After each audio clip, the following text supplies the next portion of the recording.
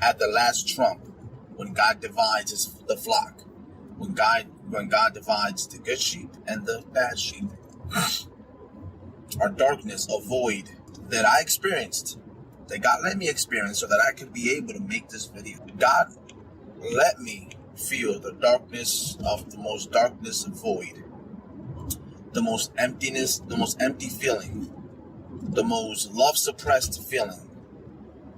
I get his colorful language that he's using right now. I don't know what kind of struggles he's been through, but apparently he feels like God made him go through those struggles, made him go through that dark time in his life, I guess. And he feels consumed by darkness. I'm wondering if maybe he's projecting this darkness onto just like everybody else. Well, everybody else that doesn't believe in a God. Because for him, believing in God sort of chased that darkness away, apparently.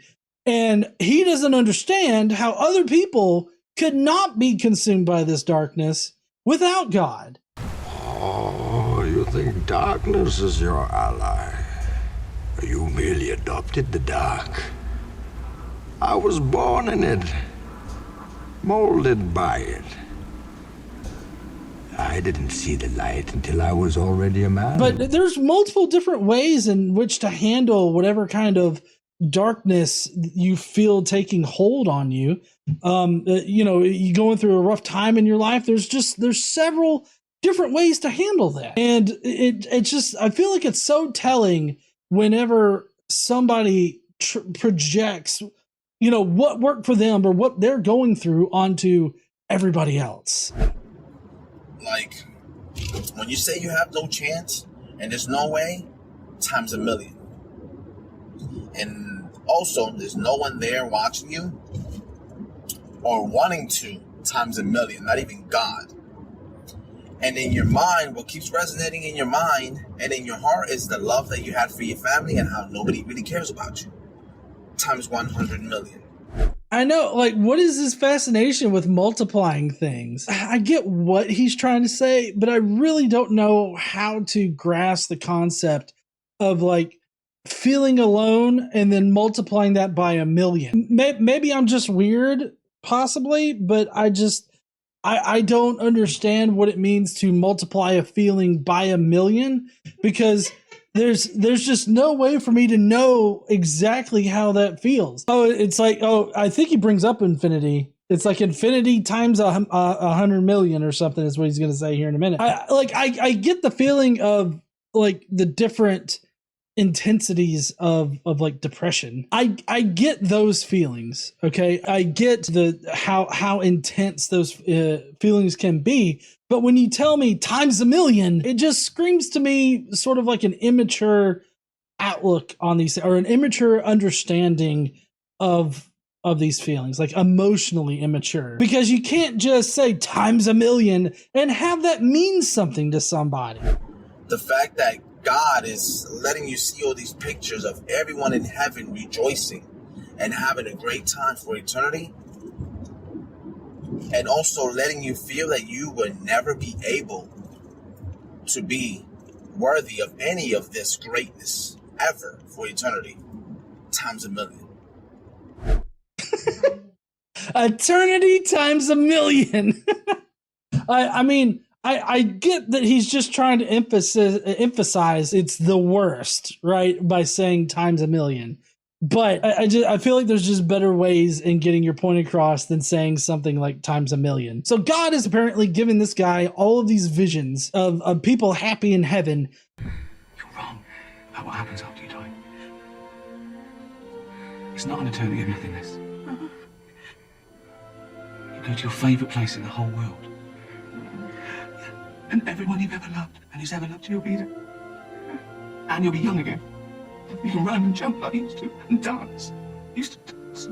And so I guess he's telling atheists that we will never be able to experience this because we don't believe in God or Jesus. And I mean, I just don't believe that that's a true fact of reality, that we're all just going to be happy in heaven. I mean, not even his Bible says that people are happy and partying up in heaven. Like they're forever worshiping God in heaven. They're like mindless drones up there just feeding God and his egotistical need to be praised all the time. That's what's happening in heaven. If there's one thing that I know about God that's not happening in heaven, that's having a party. Okay? Nobody's partying in heaven. Just think about that. Really let that sink in, atheists.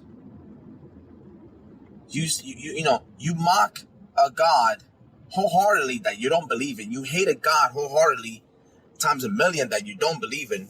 Okay, I like I said before, I don't hate God, and so therefore there's no way that I could hate God times a million. I don't know what his fascination is with a million, but I don't hate God. Yeah, I mean, I'm not fond of this guy. Like, I dislike his demeanor and everything. Like, when he comes on here, he's like, be warned, atheist. Kind of feels like maybe he should have ended that. Instead of saying atheist, he should have been like, fuckers. And you try to find ways to discredit him. You evolve in your own thinking, and you hate him even more and make him even more non-existent in your life with whatever it is that you guys do. We all see it. I don't know how you can make God more non-existent than just being non-existent. I kind of feel like this guy thinks that there are extremes that exist that don't actually exist. Because, like, I don't extremely hate God. I don't hate God at all. But also, like, when we're not mocking God as if he were a real thing and we're mocking him. There are times when I do mock the character that is in the Bible. I never really mock the just general idea of God, really. I do mock very specific definitions of God, like Yahweh. I do that a good bit. So I'll admit to that. Just won't admit to hating God or doing any of these other things to a million. And it's nothing but hate that you have. It's a uncertainty. It's a faith of uncertainty. For one thing, atheists don't have faith. Two, I mean, I am uncertain about whether or not a God exists.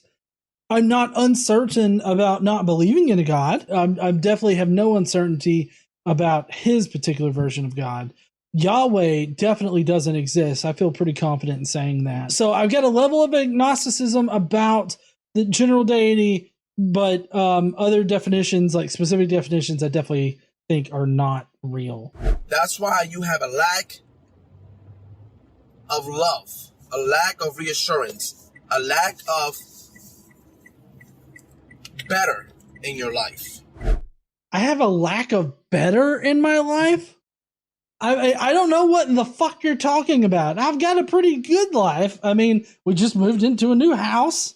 It's awesome. It's, for me at least, it's the best house on this fucking planet. I'm getting there. I'm married to a very awesome person. I have a lot of love in my life. I feel very loved. I know that my son loves me. He tells me every day. My wife over there, she loves me. She tells me every day. I tell them every day. I have a lot of love in my life. And she also feeds me, which is a form of love, I guess. But to say that, like, we have a lack of better, which I feel like he needs to be a bit more verbose when he speaks, because it's like a lack of better in your life. Like, what in the fuck do you mean by this?